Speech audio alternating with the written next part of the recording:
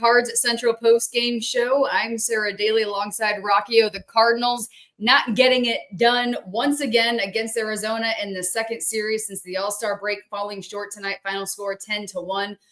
Gray on the mound. That is Sonny Gray. Once again, looking for another stellar performance. Only 3 1/3 innings. A lot to discuss, or is there really not a lot to discuss? Rocky? I mean, I was telling you earlier, you said what you've been up to. I'm like Kavana Bananas last night, a lot of 13U baseball. Quite honestly, not sure what's more entertaining at this point. Yeah, it really helps if you want to paint a negative narrative that these two games happen to happen while Busch Stadium sold out for the Savannah Banana games the last 2 nights. And, I mean, there's nothing good to talk about these last 2 nights. Andre Palante, who was a bright spot last year, gets shellacked last night. And then Sonny Gray, who's one of the brightest spots, for your roster overall, but obviously from the first half of the season, that happens and gets absolutely killed with runs crossing the plate in these first 4 innings. The game's pretty much over by the end of the 4th. And, if I think for a lot of people, the competitive part of this season is over as well. I doubt the Cardinals are going to be at reactionary, but as you can see by the chats, once we get into them, the fans definitely are. And I can't blame them after getting absolutely just torn apart in these first 2 games out of the break. Well, I love how Samuel Howell is already saying that the Savannah Banana game tonight is very entertaining. I was checking out their YouTube. I'm not going to lie. We won't spend a lot of time on it. It was different to see Waino in an all-yellow uniform last night. But again, Busch Stadium sold out. It was crazy. I don't know if that many butts have been in that many seats for quite some time. So, there's still a fan factor there somehow, some way, because it did lose their minds when Waino came out. But the Cardinals just, I was hoping the All-Star break was going to pivoting point, right, to get some rest, kind of reset, reframe. And instead, they're just getting shellacked. I mean, it's not even close. Yeah, it's hard to find a silver lining out of this one. Jordan Walker got a double, and he got on base again in the 9th there when the game doesn't matter. I mean, the double came when the game didn't matter either. Jordan Walker hit the ball. That's literally the only very, very thin silver lining on a very dark, dark cloud over St. Louis baseball right now, because you would expect that this response out of the break would change things, but I don't know if it's fair with this organization to expect that just the first 2 games are going to decide things. If they win 3 out of 4 in San Diego, I don't know how much these 2 games are going to matter. Especially if they win tomorrow, they don't get swept, and they win 3 out of 4 in San Diego, is all of a sudden things differently as that thought process is happening live through that series. I don't think it should matter. I think, whether or not they won these 2 games or lost these past 2 games, Ryan Helsley and other players should be being shopped just for the betterment of this team at a competitive factor in 2026 or 2027. But we know now at this point that the Cardinals are trying to juggle multiple things in the air, and I just don't know if these 2 games are going to change them, no matter how much we want that.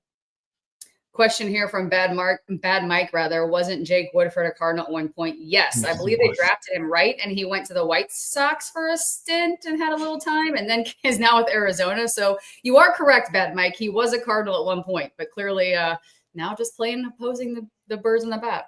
He had a pretty good run. He started 18 games and pitched in 80 games for the Cardinals from 2020 through 2023. So, I mean, you remember Jake Woodford's name because you heard it a fair amount of times across a 4-year span. Oh, we got a little guest. How about that? I love it when the guest comes in.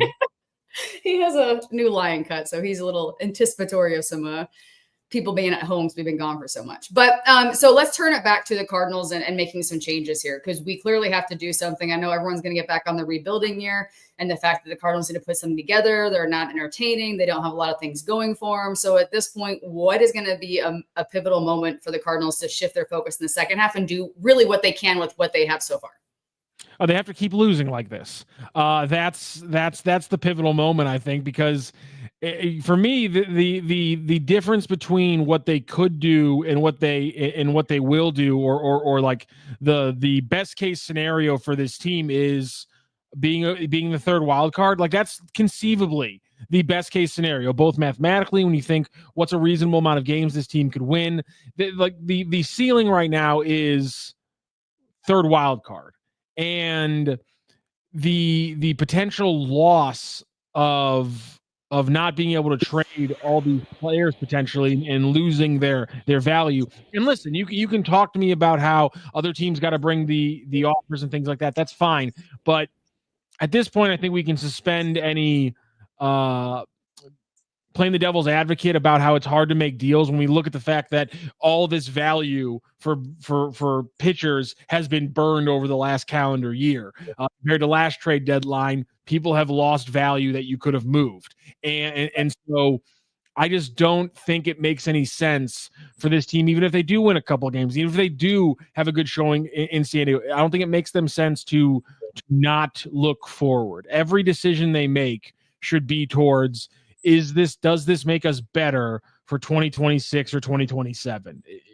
They don't think that way, but I think every team that's rebuilt or retooled, if you don't want to call it a rebuild, has shown us that you can't do half measures. And the Cardinals, to the point where they can't tank, because you can't tank in Major League Baseball anymore. And they also can't tank because I believe, based on this season, that fans would riot if they ever won 71 games or something like that again. You can't completely. You have to do it on the fly. And to do it on the fly, you have to make smart moves, proactive moves, trade assets when they're expiring, and give people chances when they should. And so far, they've tried to juggle multiple things, and surprise, it hasn't worked.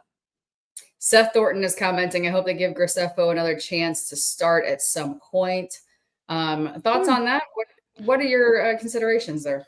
I like it when they tell a young pitcher, this is the pitch selection you have. This is what we think it works best with. This is what you're going to be in the future. And to the point we're having right now, Ryan Helsley has a lot of value. Closers have a lot of value. If you're going to take a very good young pitcher and tell him you're not a starter anymore, then I think the best thing to do is pitch them towards being a closer. And so I think when the Cardinals said, I'm not sure when it was now at this point, it might have been a month ago. I maybe it was more than a month ago, when they pretty much said that Gordon Graceo is a relief pitcher and we're going to use him and kind of work him as a closer. That was one of the best decisions I think they've made with a young pitcher over the last 2 or 3 seasons. So I say keep pushing it forward with him as a closer. I think that's a good way to use his pitch profile. Also, think about how many other young pitchers are coming up. If they stay healthy, obviously that has to be a huge red flag because Tekoa Roby just got hurt again. But, if Quinn Matthews and Tekoa Roby and Liam Doyle all stay healthy, you don't have necessarily a lot of rotation spots in that same group of young players, but you're always going to need a good starter. And so I say keep pushing Graceo that way. If that's what the organization has deemed as his best profile, push him that way, stick to the course, and develop him as a closer. So once again, if you're just joining us, we appreciate the comments and the feedback here. Once again, on the Cards Central postgame show, final score tonight, 10-1. The Birds fall short, only 1 run, and that was thanks to a solo shot. 13 total bases, 7 left on base, and 2 errors. Mind you, they had quite a few hits, 13 for Arizona. So just getting hit around the bats, not even showing up since the All-Star break, really. Yeah, that's the big thing too. Sonny Gray just getting hit like that is bad. I think, if we look at a lot of his game logs, and I'm not even looking at it right now, I'm pulling it up, but off the top of my head, I have to say that almost every single one of his bad games isn't necessarily him just getting hit a ton, but he just gives up a lot of bad hits. He gives up the home runs. And so I'm trying to think his big blow up games this year before tonight have been a 5 earned run, a 7 earned run, and a 6 earned run performance. And in those games, he gave up 5 hits in the 5 earned run, 8 hits in the 7 earned run, and 8 hits in the 6 earned run. He has not given up double-digit hits this entire season. And so to watch him them just come out and bat him around the ballpark right now, it was worrisome in the grand scheme of things. Obviously, your ace just got his ass kicked, but it's also problematic in that one of the biggest factors in the second half that we've been talking about on STL Sports Central across Cards 365s, the Randy Carricker show, Bernie shows as well. One of the big things has been, can Sonny Gray break his career numbers and have a good, strong second half of the season? Can he have a good September where his career ERA is in the mid-4s? And for him to come out even in July like this, that's worrisome if you're a Cardinals fan. I understand that. So Brandon Bigpen, I'm sorry if I pronounced that wrong, something in St. Louis Water has a lot of fans and all the media unable to accurately state that this organization is. Well, I don't think that I don't think that we aren't accurately stating it. I think we're being somewhat hopeful.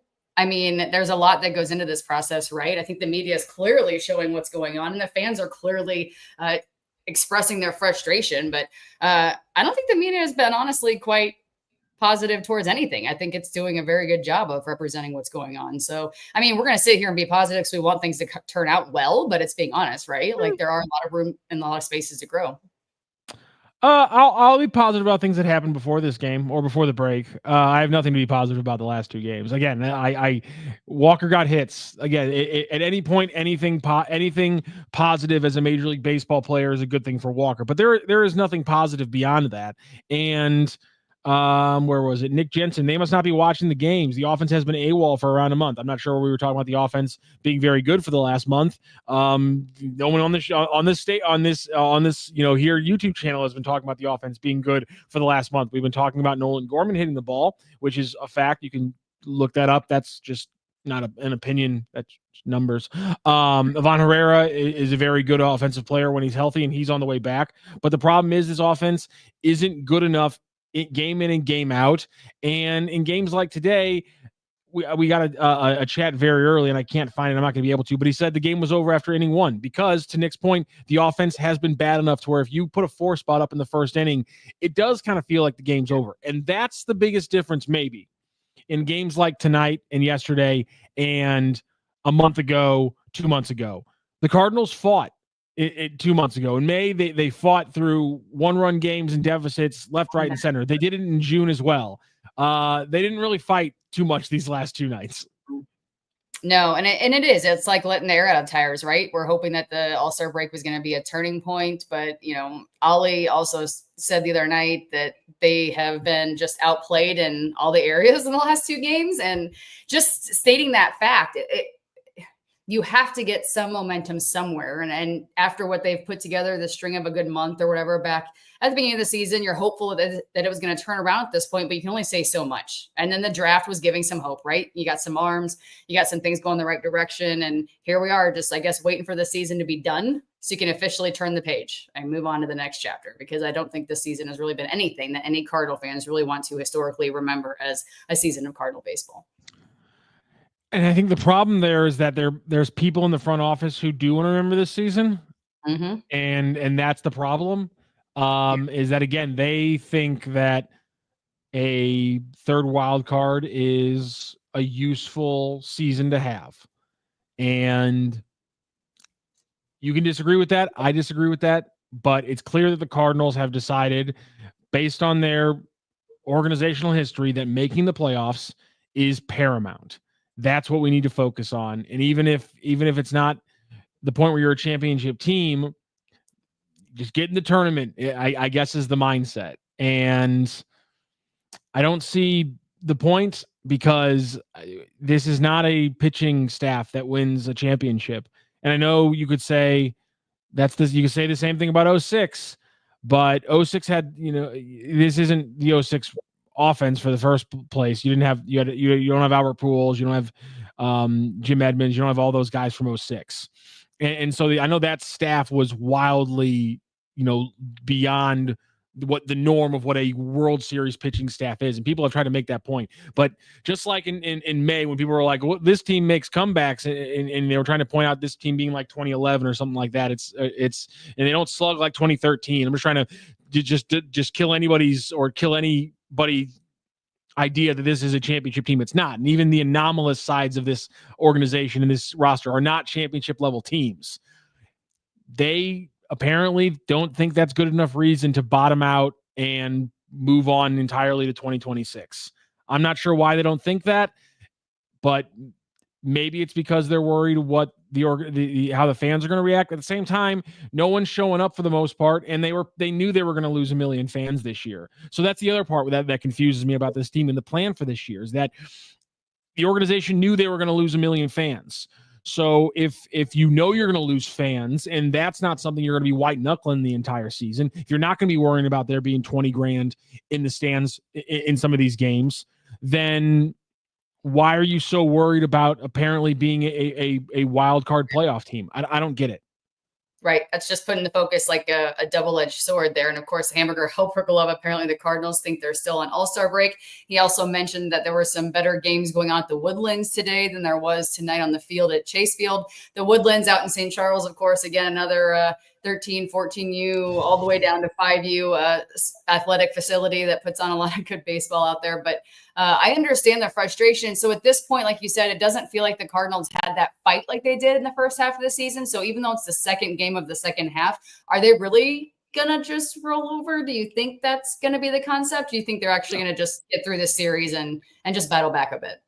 Yeah, like I was saying earlier, like if everything stabilizes and they win 3 in a row here, the Cardinals aren't going to freak out about 2 or 3 games. At least I don't think they are. And obviously the calculus changes as you get closer and closer to the deadline. 2 or 3 games is very different than 2 or 3 games in May or April, what have you. But again, deadline's the 31st. If they win 3 or 4 in against San Diego, because they're hosting that, I shouldn't say in San Diego. I keep saying in San Diego. That's stupid. If they win 3 or 4 against the Padres here at home, and then they win 2 or 3 against the Marlins, well, then you're sitting there on Wednesday and you've just won 5 out of 7 or 5 out of 6, maybe if it's early on Wednesday before you play that final game. And you're not, are they going to be focusing on the 2 games they didn't show up for in Arizona? I don't know. But the bottom line is, take away how their thought process, because we can't know. The bottom line is that the performance in game, whatever this was for the Cardinals, so this would have been, what is this, game 101 or something like that? Game 98 or game 99. So this is game 99. But how this team not showing up in game 99 and then all of a sudden playing okay from game 103 to 107, that shouldn't be your deciding marker in whether or not you make moves. It should be whether or not you're becoming a better franchise for the future. But that's not the deciding factor at the deadline. And that's the middle ground. That's the trying to have your things both ways. That's the sitting on the fence thing I keep talking about, is that if you're not making a move for one thing, you're making it for the other one. And I don't, it's hard for them to both be compatible. Yes, there are moves where they could make some kind of package move and get some 27-year-old starter or 27-year-old right-handed bat who's going to be on this team for the next 5 years. And yes, that could be a move that makes them both better this year and in the future. But that move is so rare that I shouldn't even have to mention it here. Make moves for the future, and that means probably getting worse this year. And I think that just has to be a bullet they bite. Yeah, and a couple of comments talking about the whole organization is just a mess. It's a complete circus. So, Bill downtown talking about needing to build for 27. We just discussed that. Clearly, this was kind of looking at where the Cardinals were heading as an organization. You've got Mo on his way out, a new regime on their way in. That's a transition that's been somewhat in the works, but having that official handoff is going to be a good thing when you officially close that door. And there's no more of that just feeding of what's got to happen until things are done. But we have Miles Michaelis going tomorrow, 5 and 6, a 4.94 earned run average against Kelly. Not too confident that the Cardinals are going to pull one out of Arizona and Chase Field here as they take the mound tomorrow with the 3:10 first pitch. No, and on the heels of that, don't worry, you have Eric Fetty going in Colorado. So, well, Colorado too, right? Like it doesn't get much worse than that. So I guess if you're going to want to take a series, you might as well go to Colorado, because I remember about a month and a half ago, probably it was. Maybe not even that, probably just a month ago, but they were talking about how Colorado had only won 8 home games or 10 home games at that point in the season. And it was just an absolute debacle. And I was like, well, could the Cardinals be put kind of in that basket at some point? Because they're completely just restructuring. I know Colorado is in a different regime and a different space, but it was hard to even look at that and just be like, wow, there's going to be a tough time to actually like beat Colorado and come out of there with their heads held high, because that should be a no-brainer, right? And well, Colorado also looking to set the modern day record for futility in Major League Baseball. Definitely makes you feel like you should be winning all 3 of these. Go and Rocky. So any game they lose in Colorado is going to have the chat, just like tonight, going absolutely crazy about the result. There's no doubt in my mind about that. Yeah, and the comment again, really sad that Bad Life Kavana Bananas outdraw and outplay the Cardinals 44,000. I kid you not. Why does that surprise you? Like that I don't know why that surprises people. Have you had a chance to see them in person? I'm not going to see them, but I've seen so many clips, and they're fun to watch. And people they've been doing this all over the country. I'm not and again, the Cardinals aren't surprised by this either because they were expecting to lose 1 million fans this year. That's exactly pretty much what they're going to lose. And the Savannah Bananas have been doing these 2-night tours and selling things out for the last year. It shouldn't surprise you. People like a fun, goofy version of baseball more than a mediocre, regular version of baseball.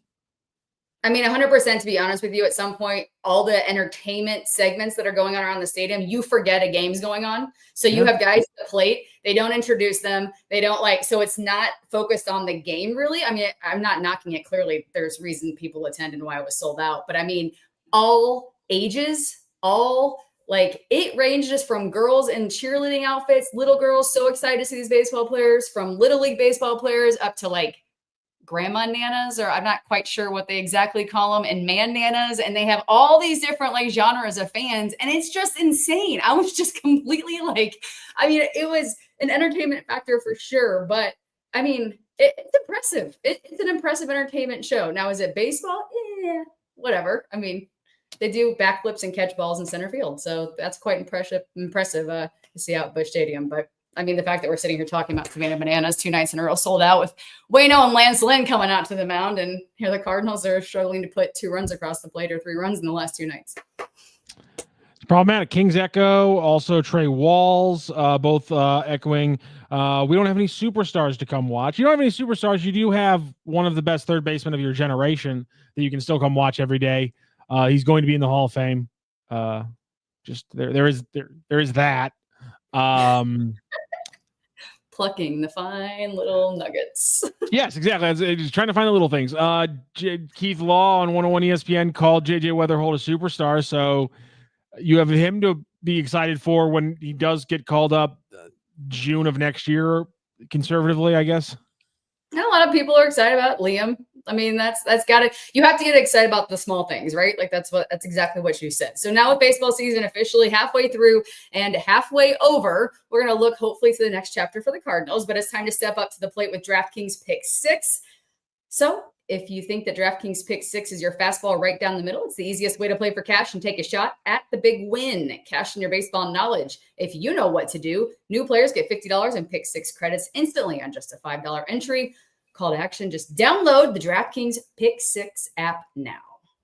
Gambling problem? Call 1-800-GAMBLER. Help is available for problem gambling. Call 888-789-7777 or visit ccpg.org in Connecticut. Must be 18 and over. Age and eligibility restrictions vary by jurisdiction. Pick 6 not available everywhere, including New York and Ontario. Void where prohibited. 1 per new customer. Bonus awarded as non-withdrawable Pick 6 credits that expire in 14 days. Limited time offer. See terms at pick6.draftkings.com/promos. So tomorrow, first pitch, 3:10 in Colorado for 3. Monday night, Tuesday night, day game. Wednesday, San Diego here in St. Louis on Thursday for the weekend series. And then they welcome Miami. Kind of a maybe somewhat exciting series to look forward to when they're back at Busch Stadium. Maybe hopefully by then they're kind of rearrange their tail feathers and figure it out as to what's going on, because this needs to be something that the Cardinals have to figure out a little bit to make sure that these fans have some hope.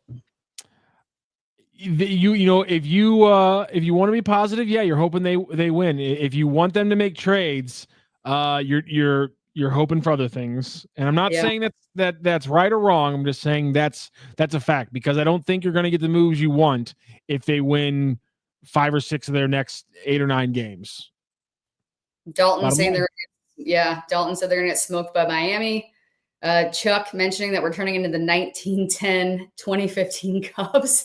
Well, it's a long stint, and I don't know if it's going to go that long. I really, really doubt that. But hey, you're entitled to your opinion, so go for it. Bad Mike, once again, we can't worry about being a wild card team until we start putting a winning streak that cures everything, but we just haven't had it. Again, there's a lot of spaces and puzzle pieces that need to be put together. The Cardinals just aren't doing it. So tonight, beat by Arizona, final score 10-1 at Chase Field. Cards falling flat once again. Final thoughts, buddy?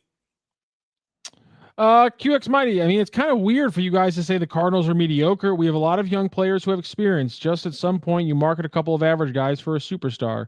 No, the Cardinals are the definition of mediocre. I feel very comfortable saying that. And that's all I really, that kind of actually sums up all I need to say about this team and this game. They weren't mediocre tonight. They were bad tonight. But these are the games you have when you're a mediocre team. You're going to win some games 10-1. You're going to lose some games 10-1. And you're usually going to win around 81 games a season. All right. Mediocre, ladies and gentlemen. You have another post-game show coming up. Where can we Yes, find on Sports Central? It's the SCL City, right? Yes, City Central postgame coming up here in about 30 minutes or so. A little bit less, a little more, a little less. All right. Well, once again, we appreciate you joining us. I know the frustration is valid. We all feel it. It's been this way for a while for the season for the Cardinals. So thank you for tuning in. That's Rocco. I'm Sara Dayley.